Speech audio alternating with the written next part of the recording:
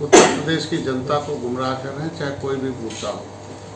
जिस तरीके से आप अयोध्या का मुद्दा था, कन्नौज का था, आपने देखा होगा कि डीएनए टेस्ट की मांग किया, डीएनए टेस्ट भी आ गया, तो उस पर बयान आना चाहिए।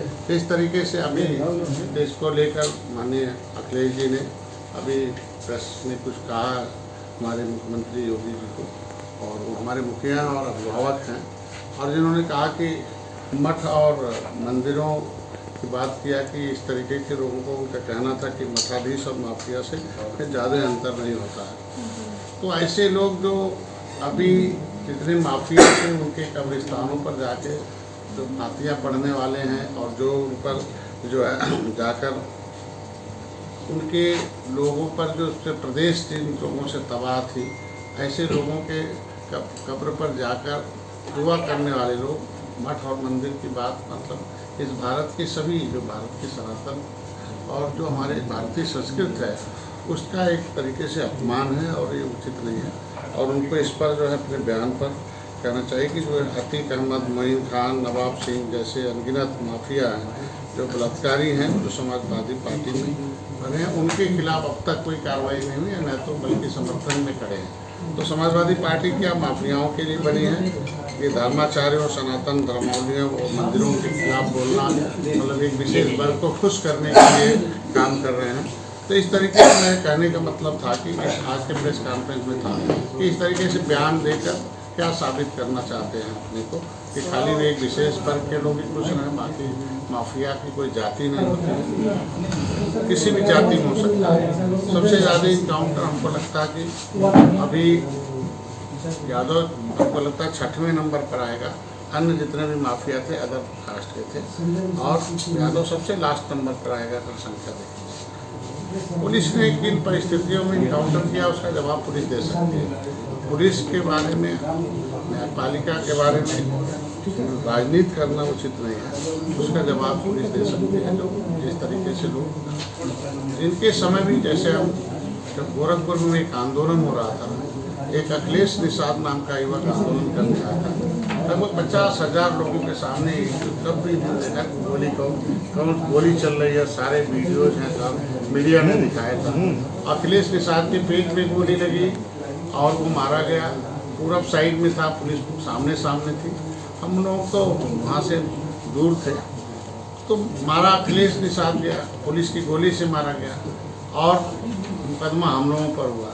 तो क्या निषाद इस भारत या उत्तर प्रदेश के निवासी नहीं है, उनका हक नहीं बनता? उसके लिए फिर इनकी सरकार थी उस समय, और 302 का चार्ज कर दिया हम लोग 37 लोगों को, और जाति देखकर पिटाई होती थी उस समय। सभी जगह के लोग कान भरे हुए बच्चों के तमाम।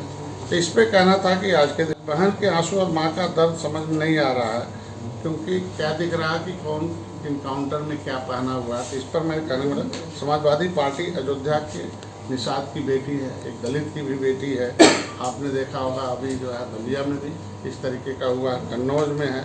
कोई क्यों नहीं इस पर क्यों नहीं बोल रहे, क्यों नहीं इनको पार्टी से निकाल रहे? क्या इनकी भर्ती इसीलिए की गई है कि ऐसा आप घटना करते रहो, अब कोई कुछ नहीं होगा और आप लोगों को संरक्षण मिलता रहे? इनके एक विधायक के घर में हाल ही में एक लड़की का शव मिला है, उस पर भी तो कुछ बोलना चाहिए, खाली एक ही चीज़ पर बोल रहे हैं। मेरे कहने का मतलब आज के दिन में था, इन्होंने अभी फिर कहा कि अयोध्या के पास जो विश्वस्तरीय इंफ्रास्ट्रक्चर हो, इसके लिए तमाम दिमाग चाहिए।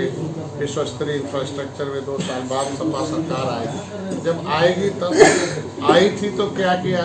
हमेशा बयान देना चाहिए कि हम थे कोई भी पार्टी, जैसे हम लोग हैं, हम हमेशा कहते हैं कि निषाद पार्टी आई, मत्स्य विभाग कितना काम किया। हर पार्टी को अपने किए गए कार्यों का प्रचार प्रसार करना चाहिए कि हम आएंगे, करेंगे। ये भी एक तरीके से झूठा भ्रम होगा कि आएंगे किसान, गरीब किसान को नुकसान नहीं हो पाएगा, बल्कि सर्किट रेट बढ़ाकर मुआवजा देंगे हम, घर तमाम चीज़ें।